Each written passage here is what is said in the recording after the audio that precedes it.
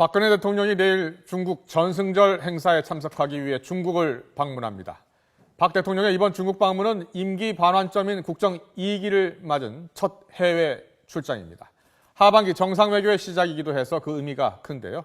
역대 최대 규모의 경제사절단도 동행해서 상당한 경제적 성과도 예상이 됩니다. 박 대통령의 방중 주요 일정과 함께 기대할 수 있는 성과는 무엇인지 짚어보도록 하겠습니다.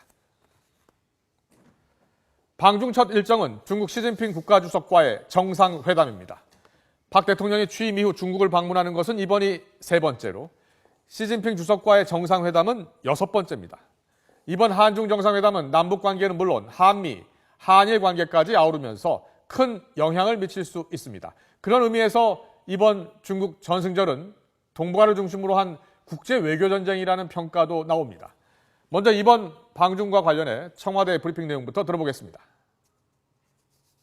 우리의 광복 70주년 및 분단 70년의 역사적 시점과 의미에 부합하도록 한반도와 동북아의 평화 안정에 대한 의견을 나누는 소중한 계기가 될 전망입니다. 박 대통령은 시 주석과 정상회담을 마친 뒤에 같은 날 오후 베이징 인민대회당에서 리커창 총리와 면담을 갖습니다. 리커창 총리와의 면담에선 한중 FTA 활용 등 양국 간의 경제 이익을 어떻게 극대화할지에 대해 협의할 예정입니다. 이번 방중에 세계의 이목이 집중된 만큼 정치 외교적 의미뿐 아니라 경제적 외교의 균형을 맞춘 흔적도 엿보입니다.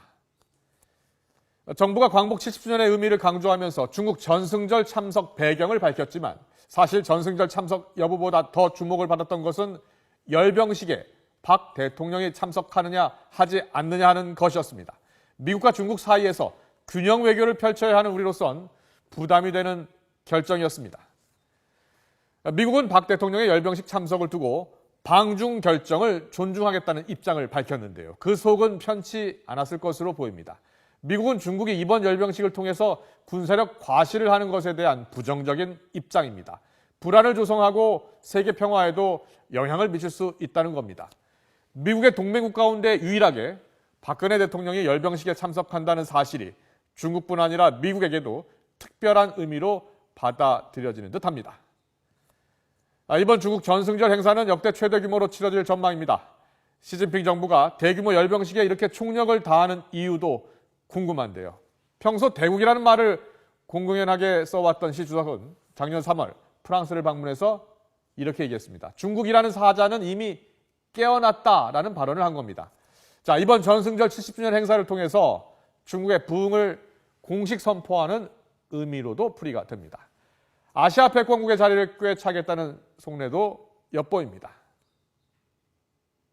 중국은 이번 기회에 기존 한미일 동맹 관계에서 한중 관계를 강화하려는 쪽으로 변화를 시도하고 있습니다. 시진핑 정부의 속내가 어찌됐든 박 대통령은 최고의 예우를 받을 예정입니다. 자리 배치에서도 시진핑 주석의 옆자리에 설 전망인데요. 박 대통령이 설 자리는 약 60년 전 중국 열병식에 참석했던 김일성 전 북한 주석이 서 있던 자리죠. 중국의 외교 전략이 크게 변했음을 상징하는 장면이 될 겁니다. 올 하반기 외교의 첫걸음이 될 방중 일정에서 어떤 성과를 내는지에 따라 현 정부의 외교 분야 성적표가 매겨지게 됩니다. 어떤 성과가 있을지 기대해 보겠습니다.